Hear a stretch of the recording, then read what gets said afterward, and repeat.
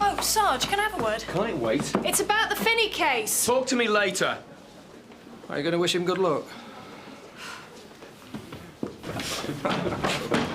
Good luck, Sergeant. Cheers.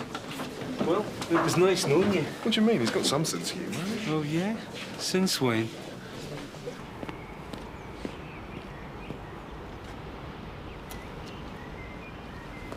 You haven't seen me, right? Tom, you done them statements yet? No, Sarge. They're not far off, though. I've got to be somewhere. I'll have them on your desk by 12. So, would you mind telling me what the hell is going on? I felt there was a threat to the Finney family, so I kept an eye on them. Where's Tom Proctor? He's around somewhere. Is there a problem? You know damn well there is. He's blocked me in. All right, take mine. You put yourself at unnecessary risk. The family were attacked. I'm aware of that, Kerry. I'm also aware of the fact that your presence probably saved them from serious injury, but we're meant to work as a team here. Sir. Did you know the Finney family were going to be attacked? No. So this isn't a way of making John Bolton look unprofessional? No, sir. But you think John misread it? He had his mind on other things.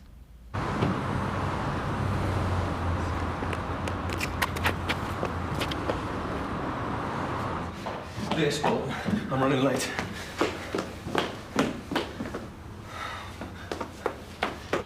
OK, thank you. Any sign of him? No, he must have been held up somewhere. Well, gentlemen, I think we better move on to one of the other candidates.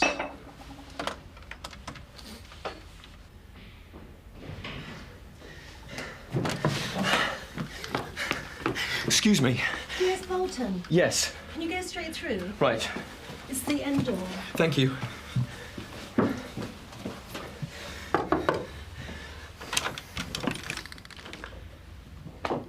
Yes, Bolton? Yes, sir. We'd almost given you up. I apologise for my lateness, sir. I got caught in traffic. Well, let's not waste any more time.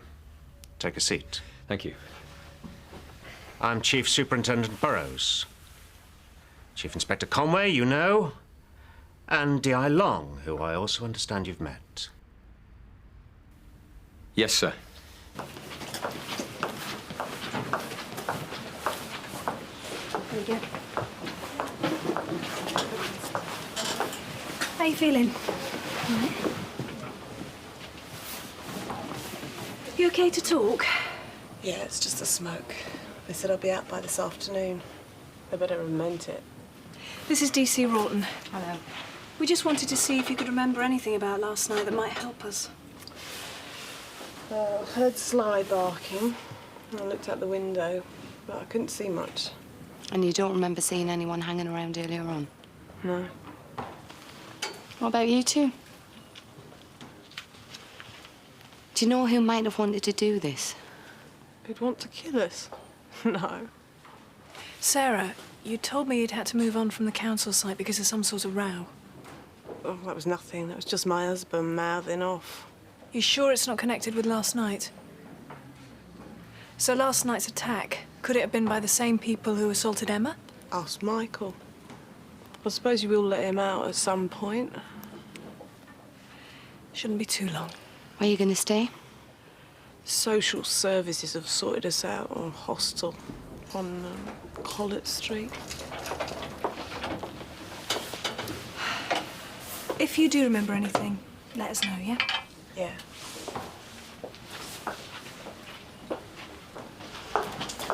Doesn't leave us much of a case, does it? Well, the fire service might turn something up. Do you really think Emma's assault's linked to the arson? I don't think the harassment's as random as the Finneys make out. So is it worth me checking the high street again, see if I can find a witness? Sure, why Where not? are they?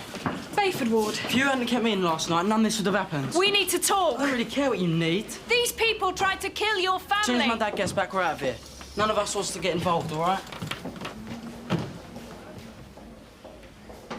Well, I think there's clearly a need to give special consideration to issues of race and gender, and not just in terms of sensitivity during investigation, also amongst our own teams. Thank you. D.I. Long. Nice to see you again, Sergeant. Yeah, I just have a few questions.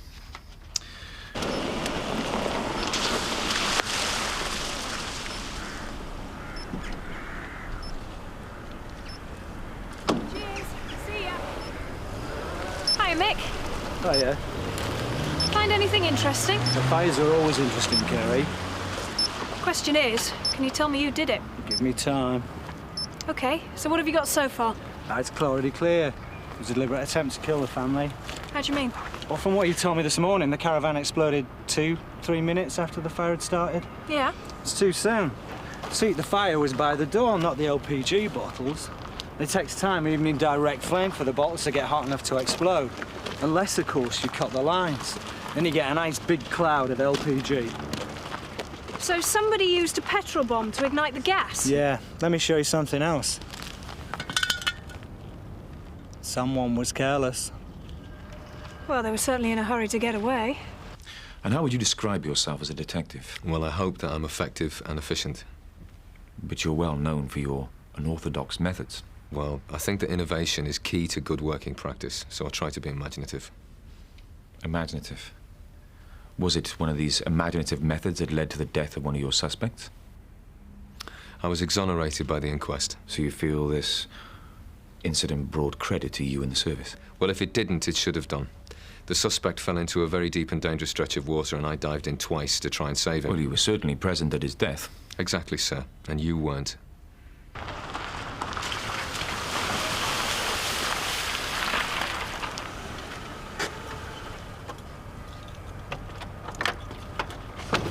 What a mess. Yeah, somebody cut the gas line. So they tried to kill him? Looks like it. Did you get anything? No, not a lot. A couple of people saw Emma, said she got what she deserved. Nice of them. She has got one friend, though, the guy who runs the cafe. Yeah? He said he saw her going into the army surplus store just before the assault. Did he see anything? No, but Mr. Harrison, who owns the store, he has got some pretty radical views. Well, you know, Hitler was misunderstood, that sort of stuff. Right then. We better pay him a visit, eh? You have a very high number of complaints lodged against you, including allegations of physical threats. How do you explain this? I don't have to. None of them have been upheld. It is true, isn't it, that you do have a reputation as being a hard man? No. That you push people around, not only suspects, but your fellow colleagues. That's not true. That you will do anything to get a conviction, even risk the safety of, who is it? PC Quinnen. I operate within the law. You operate any way you damn well like. Sir. I do think we might want to move on. Do you have any more questions? Yes, I do have one final point. I'd like to touch on your relationship with your colleagues. Do you think of yourself as a team player? Within reason, yes. You don't sound so sure. Well, I won't tolerate laziness or lack of commitment.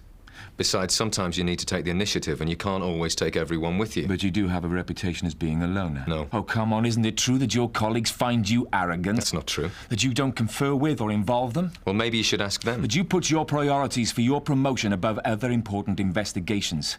The fact is, Bolton, that your disregard for your colleagues and police procedure make you a dangerous and irresponsible police officer that lacks key professional skills. Skills?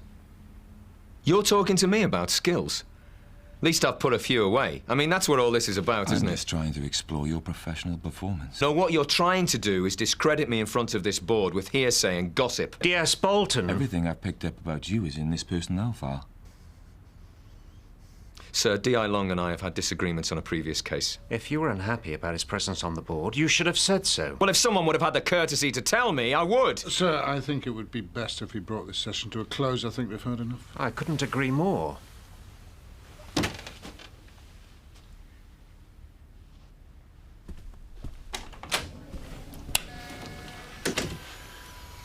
He's forgotten his video.